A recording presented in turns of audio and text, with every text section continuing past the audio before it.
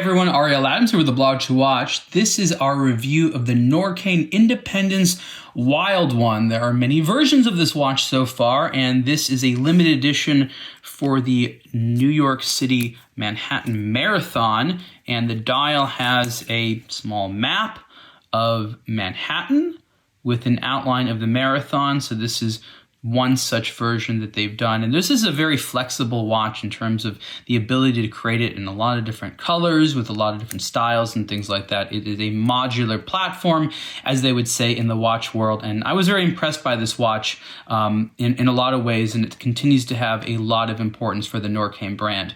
Some basic things here. I don't want to sort of rehash what we talked about in the main review article, of which there's a lot more details about this watch, but I'll sort of give you the quick story.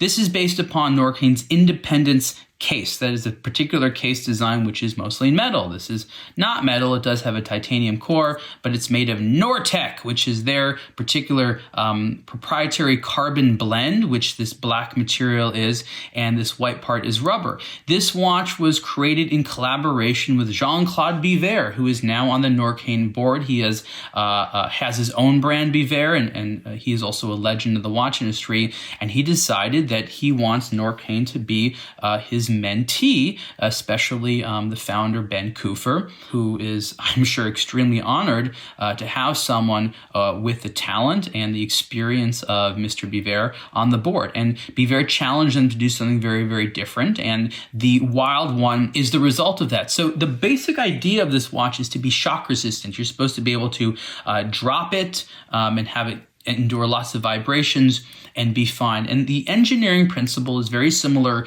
to that of a Casio G-Shock, where the case itself is shock absorbent, and it does that through a few different things. The primary thing, of course, is this rubber material, which you can push it and you can feel it in its rubber. And I really like that, because most of the watches out there that have tried to do vibration and shock absorption through having a material like this hide it in the case. That is also the case with G-Shock watches that have them, and they call it alpha gel, and you can't touch it. And this has been done once in a while, but here you can touch it, you can feel it, and that ability to see it, that tactile experience, is very, very interesting, and it is very shock absorbent. And the second part is the NORTEC material, which is actually, it's kind of hard to do, but you can actually bend it, and that's very important because the whole case is supposed to be able to not only absorb shock but deform, protecting the mechanical movement, which is inside of a titanium case. There you can see the movement. This is one of the Kennisi movements, and it's basically known at this point. The Kennisi is Tudor.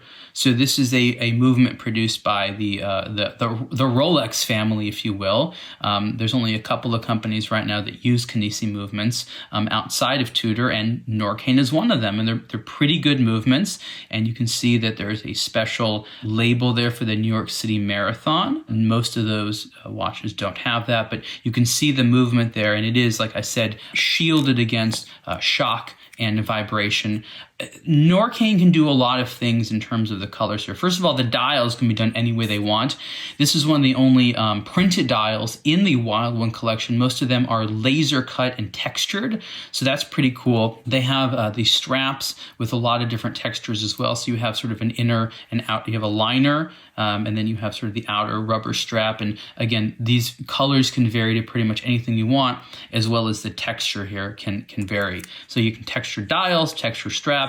This NORTEC material can be produced in a few other colors.